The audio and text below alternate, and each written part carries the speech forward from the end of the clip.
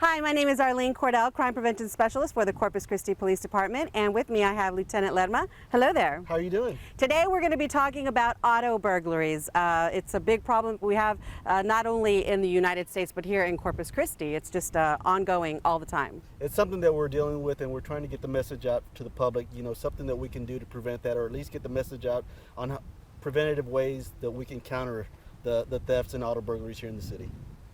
Okay, Lieutenant Lerma, a big problem we have here in Corpus Christi is bad people breaking into vehicles. Is this a common problem throughout? It is a common problem not only here in Corpus Christi, but also in the state of Texas. And that's why the ABTPA, which is the group that sponsors the Auto Theft Prevention Unit, is trying to get the message out, to protect the items that you have. It's yours. You spend your good money buying these things, whatever you leave in your vehicle, and they want you to protect it by locking your cars, hiding, or taking your valuables. I think that's the number one thing, though. I mean, what is the percentage? I mean, it's this outrageous percentage of people that actually leave their vehicles unlocked. It's a large percentage, and there's actually two schools of thought when we talk about leaving your vehicles unlocked. One is the people seem to think, or the public seems to think, that if I leave my vehicle unlocked, there's not going to be any damage when they try to get in. And the second school of thought is, if I lock my car, they're going to break it into it anyway. Right. So what we're trying to get across, or the message we want to get across to the public, is lock your cars, because the likelihood of somebody coming by your car, just checking your door handles, they're going to get in. If you lock your car and take all your valuables, once they peer inside, that just kind of discourages them, and they're going to move on. Right. And keep on trying handles. And that's basically what we're getting. We're not getting a lot of cars with damage to them. We're getting the cars that are left unlocked, whether accidentally or purposely, and the criminals get in looking for anything valuable.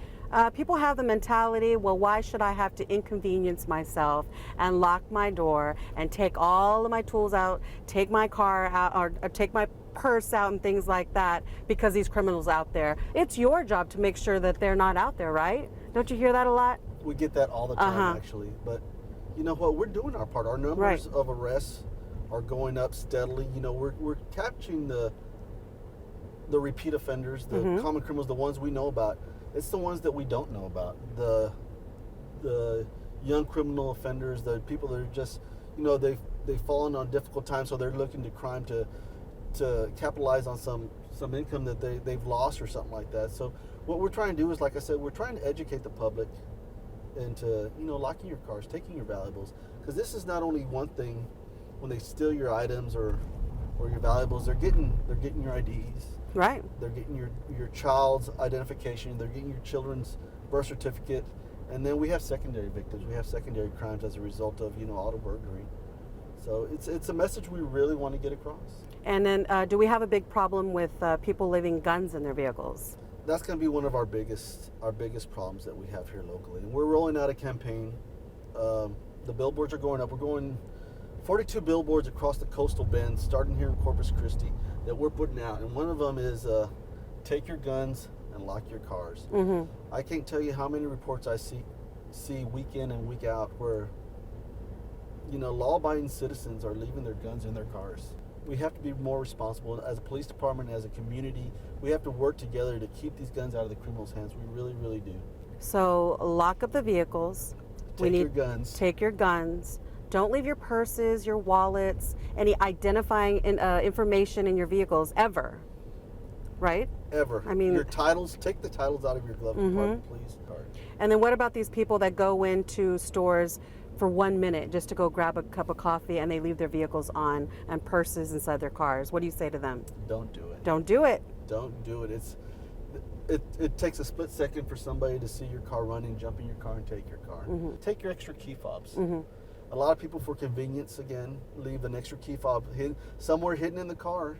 So these criminals are wise to that, and they break into your car, whether you leave it unlocked or they force entry because they see something valuable in there.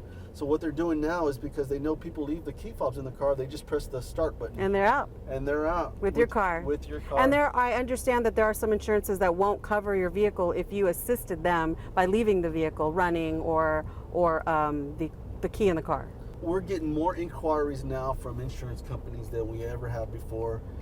especially when we recover a vehicle, to see if there's any damage to the ignition, which is very difficult now these days with the anti-theft devices that the new cars have. So we're finding more and more insurance companies inquiring, was there the extra key fob left in the car? Was there an extra key left in the car? So take those extra key fobs. You know, it's a slight inconvenience to keep that with you, but you know, it's a small price to pay. Right. Especially when you know you want to keep your vehicle or keep your property. Well, thank you, Lieutenant, for your time, and be safe out there. Thank you very much. And if you have any suggestions on topics you'd like to discuss, please email me at arlenec@cctexas.com.